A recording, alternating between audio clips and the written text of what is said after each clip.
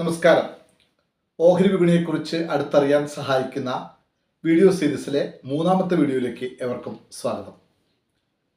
കഴിഞ്ഞ 2 വീഡിയോ കാണാത്തവർ തീർച്ചയായും എപ്പിസോഡ് 1ഉം 2ഉം കണ്ടതിന് ശേഷം മാത്രം ഈ വീഡിയോ കാണുക. എങ്കിൽ അത് നിങ്ങൾക്ക് കൂടുതൽ ഗുണം ചെയ്യും എന്ന് ഓർമ്മിപ്പിക്കുന്നു. കഴിഞ്ഞ വീഡിയോയിൽ ഡിമാറ്റ് അക്കൗണ്ടിനെ കുറിച്ചും അതിൻ്റെ പ്രസക്തിയെക്കുറിച്ചും ബ്രോക്കറെക്കുറിച്ചും ഒക്കെയാണ് നമ്മൾ സംസാരിച്ചത്. തീർച്ചയായും നിങ്ങൾ ഒരു ഡിമാറ്റ് അക്കൗണ്ടിന് വേണ്ടി ശ്രമിച്ചിട്ടുണ്ടാകും, എടുത്തിട്ടുണ്ടാവും, അല്ലെങ്കിൽ എടുക്കാനുള്ള യാത്രയിലാണ് എന്ന് കരുതുന്നു. എടുത്തു വെച്ചുകൊള്ളുക. തീർച്ചയായും അത് ഉപകാരമേ ഉണ്ടാക്കും. ഇനി ഈ ഡിമാറ്റ് അക്കൗണ്ടുമായിട്ട് നമ്മൾ ഈ യാത്ര ആരംഭിക്കുമ്പോൾ ഏതൊക്കെ സാധ്യതകളാണ് ഇന്ത്യൻ സ്റ്റോക്ക് മാർക്കറ്റ് നമ്മുടെ മുൻപിലേക്ക് വെച്ച് നീട്ടുന്നത് എന്നാണ് നമ്മൾ ഈ വീഡിയോയിൽ ഡിസ്കസ് ചെയ്യാൻ പോകുന്നത്. ഓൾറെഡി പറഞ്ഞ കാര്യമാണ്. കാലത്ത് 9 മണിക്കാണ് മാർക്കറ്റ് ആരംഭിക്കുക. വൈകിട്ട് 3:30 വരെയാണ്. തിങ്കൾ മുതൽ വെള്ളി വരെ. ശനിയും ഞായറും അവധിയാണ്. പിന്നെ പ്രത്യേകമായി ഏതെങ്കിലുമൊക്കെ ദിവസങ്ങളിൽ മുൻകൂട്ടി തീരുമാനിച്ചിട്ടുള്ള ദിവസങ്ങളിൽ അവധി പ്രഖ്യാപിച്ചിട്ടുണ്ടെങ്കിൽ ആ അവധി ദിവസങ്ങളിൽ ഉണ്ടാകില്ല. ബാക്കി എല്ലാ ദിവസങ്ങളിലും ട്രേഡിംഗ് ഉണ്ടാകും. ഇപ്പോൾ നോർമലി 9 മണി എന്ന് പറഞ്ഞാലും കൂടുതൽ ആളുകളും എൻ്റർ ചെയ്യുന്ന സമയം 9:15 അതിൻ്റെ ടെക്നിക്കൽ കാര്യങ്ങളിലേക്കൊന്നും ഇപ്പോൾ നമ്മൾ പോകുന്നില്ല. അപ്പോൾ 9:15 മുതൽ മാർക്കറ്റ് ഉണ്ട് എന്ന് മാത്രം മനസ്സിലാക്കുക. അപ്പോൾ ഒരാൾക്ക് റിലയൻസിൻ്റെ ഷെയർ വാങ്ങണം എന്നൊരു ആഗ്രഹം. അങ്ങനെ ആഗ്രഹത്തിന് കാരണം എന്താണ്? അദ്ദേഹത്തിന് ഒരു കാര്യം തോന്നി. ഉദാഹരണമാണ് ഞാൻ ഈ പറയുന്നത്. ഇന്ന് റിലയൻസിൽ ഒരു നല്ല വാർത്ത വന്നിട്ടുണ്ട് എന്ന് വിചാരിക്കൂ. ഇന്ന് മീൻസ് ഇന്നലെ രാത്രി റിലയൻസ് കമ്പനിയുടെ പ്രവർത്തനങ്ങളുമായി ബന്ധപ്പെട്ട് ഒന്നുകിൽ അവരുടെ റിസൾട്ട് വന്നു, വലിയ ലാഭം ഉണ്ടായിട്ടുണ്ട്, അല്ലെങ്കിൽ അവർക്ക് വിദേശത്ത് നിന്നോ അല്ലെങ്കിൽ വേറെ ഏതെങ്കിലും തരത്തിലുള്ള വലിയ ഓർഡറുകൾ ലഭിച്ചിട്ടുണ്ട്. സ്വാഭാവികമായിട്ടും ആ ഷെയർ പ്രൈസ് ഉയരാൻ സാധ്യതയുണ്ട് എന്ന് മനസ്സിലാക്കുന്ന ഒരാൾ, അത് നിങ്ങളാണെന്ന് വിചാരിക്കൂ. നിങ്ങൾക്ക് വേണമെങ്കിൽ തൊട്ടടുത്ത ദിവസം, ഇന്ന് രാത്രിയാണ് നിങ്ങൾ അറിഞ്ഞതെങ്കിൽ നാളെ കാലത്ത് 9:15 വേണമെങ്കിൽ നിങ്ങൾക്ക് എന്ത് ചെയ്യാം? ഈ പറയുന്ന റിലയൻസിൻ്റെ ഷെയർ വാങ്ങിച്ചു വെക്കാം. എന്നിട്ട് 3:30 വരെ കാത്തിരിക്കാം. ഇന്ന് തന്നെ ലാഭത്തിൽ വിൽക്കുകയും ചെയ്യാം. അപ്പോൾ ആശയം വളരെ കൃത്യമാണ്. 9:15 മാർക്കറ്റ് തുടങ്ങി. അതിനുശേഷം എപ്പോൾ വേണമെങ്കിലും വാങ്ങുകയും, റിലയൻസോ ഏത് ഷെയർ ആയിക്കോട്ടെ, വാങ്ങുകയും ആ വാങ്ങിയത് ലാഭത്തിലാവുകയാണെങ്കിൽ നമുക്ക് വൈകുന്നേരം 3:30 മുൻപ് അത് വിറ്റ് അവസാനിപ്പിക്കാം. നഷ്ടത്തിലാവുകയാണെങ്കിലും ഞാൻ വിൽക്കാൻ തീരുമാനിക്കാം. അപ്പോൾ ഉദാഹരണം ഇത്രയേ ഉള്ളൂ. കാര്യം പറഞ്ഞതിൻ്റെ അർത്ഥം ഇത്രയേ ഉള്ളൂ.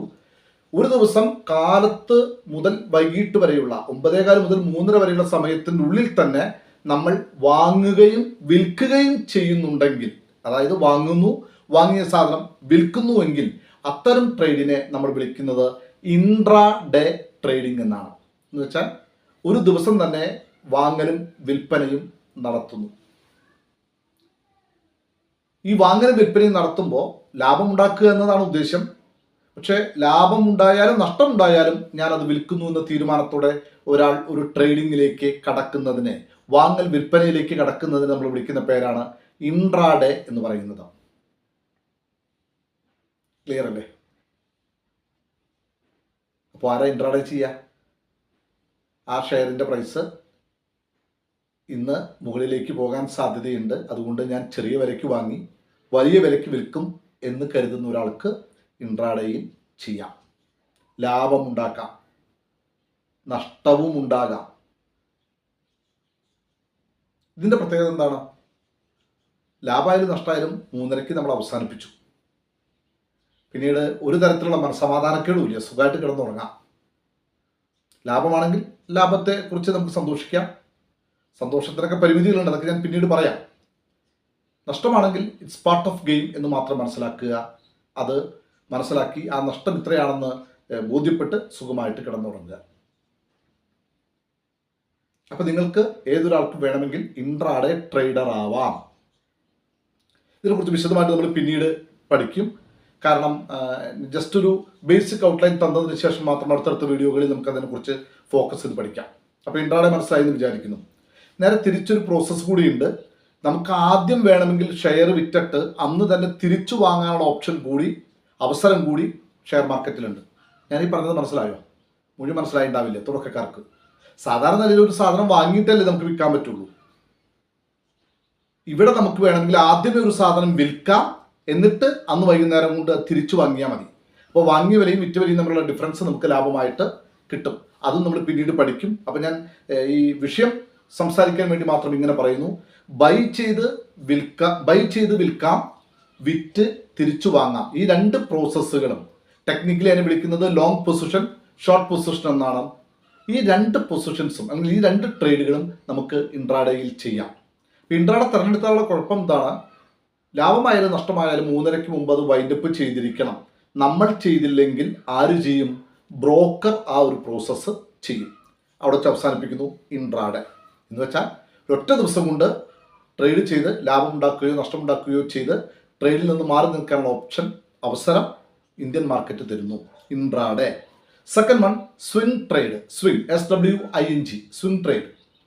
സ്വിംഗ് ട്രേഡ് എന്ന് പറഞ്ഞാൽ എന്താണ്? ഞാൻ ഇന്ന് വാങ്ങുന്നു, എന്നിട്ട് 2 ദിവസം കഴിഞ്ഞോ, 3 ദിവസം കഴിഞ്ഞോ, ഒരാഴ്ച കഴിഞ്ഞോ, 1 മാസം കഴിഞ്ഞോ, 6 മാസം കഴിഞ്ഞോ, 1 വർഷം കഴിഞ്ഞോ വിൽക്കുന്നു.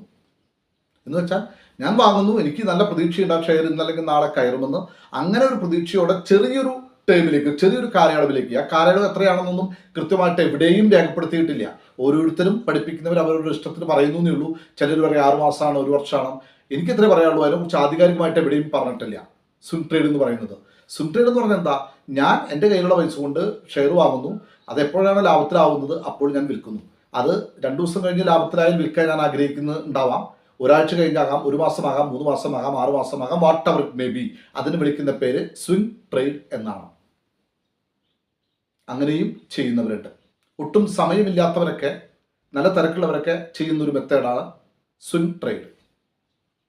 ഇനി മൂന്നാമത്തെ ഒരു മെത്തേഡ് ഉണ്ട്, അതിൻ്റെ പേരാണ് ഇൻവെസ്റ്റ്മെന്റ് അഥവാ ലോങ് ടേം ഇൻവെസ്റ്റ്മെന്റ്. ഇവിടെ നമ്മൾ വാങ്ങുന്നു, അത് ഇപ്പം അടുത്തൊന്നും വിൽക്കാൻ നമ്മൾ ഉദ്ദേശിക്കുന്നില്ല. മേ ബി 5 വർഷമെങ്കിലും, അതാണ് സാധാരണ നിലയിൽ പറയുക. ഇതിനും കൃത്യം കണക്കൊന്നുമില്ല, ഇന്നതാണ് എന്നൊരു നിയമങ്ങളൊന്നുമില്ല. മിനിമം സാധാരണ പറയാറുണ്ട് 5 വർഷമെങ്കിലും. ഒരു ഷെയർ വാങ്ങി 5 വർഷത്തേക്ക് ഒന്നും നോക്കാതെ, 5 വർഷം കഴിഞ്ഞിട്ടേ നമ്മൾ അതിനെക്കുറിച്ച് ബോധർ ചെയ്യുന്നുള്ളൂ എങ്കിൽ അത്തരം മെത്തേഡിനെയാണ് നമ്മൾ സാധാരണ ഇൻവെസ്റ്റ്മെന്റ് എന്ന് പറയുക. ചിലർ പറയാറുണ്ട് 10 വർഷമെങ്കിലും അങ്ങനെ ചെയ്താലാണ് ഇൻവെസ്റ്റ്മെന്റ് എന്ന് പറയുള്ളൂ. അപ്പോൾ ഏകദേശം കാര്യം പിടികിട്ട് കാണുമല്ലോ അല്ലേ?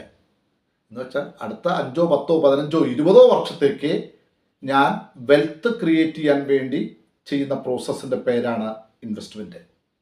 അതൊരു പക്ഷേ ഒരു കൊച്ചു പെൺകുട്ടി നിങ്ങൾക്കുണ്ടാവും, മകളായിട്ടുണ്ടാവും. അവളുടെ 20, 25 വയസ്സിൽ അവളുടെ വിവാഹം, പഠനം, മറ്റു കാര്യങ്ങൾക്കൊക്കെ വേണ്ടി ഒരു വലിയ വരുമാനം ഉണ്ടാക്കാൻ പറ്റും, ലാഭം ഉണ്ടാക്കാൻ പറ്റുമെന്ന അർത്ഥത്തിൽ നിങ്ങൾ ചെയ്യുന്നതാകാം. നേരത്തെ റിട്ടയർമെന്റിന് വേണ്ടി നിങ്ങൾ ചെയ്യുന്നതാകാം.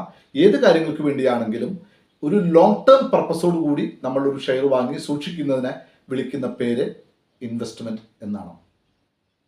അപ്പോൾ ഇന്ത്യൻ സ്റ്റോക്ക് മാർക്കറ്റിൽ നമുക്ക് ചെയ്യാവുന്ന 3 ഏരിയകൾ ഞാൻ കൃത്യമായിട്ട് പറഞ്ഞു.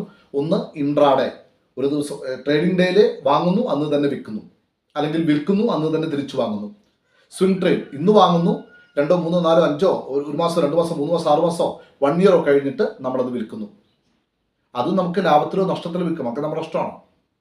ഇൻവെസ്റ്റ്മെന്റ് എന്ന് പറയുന്നത് മിനിമം 5 എന്നാണ് ഞാൻ പറഞ്ഞത്. പക്ഷെ ഒന്നുകൂടി ക്ലാരിറ്റിക്ക് വേണ്ടിയിട്ട് ഞാൻ പറയുന്നത് മിനിമം ഒരു 10 വർഷമെങ്കിലും ആവശ്യമില്ലാത്തൊരു പണം നമുക്കിഷ്ടമുള്ള ഒരു ഷെയറിൽ ഇൻവെസ്റ്റ് ചെയ്യുന്നതിനെയാണ് ഇൻവെസ്റ്റ്മെന്റ് എന്ന് വിളിക്കാൻ എനിക്ക് ആഗ്രഹം. അപ്പോൾ മിനിമം 10+ ഇയേഴ്സ്, അതാണ് പക്ക ഇൻവെസ്റ്റ്മെന്റ്.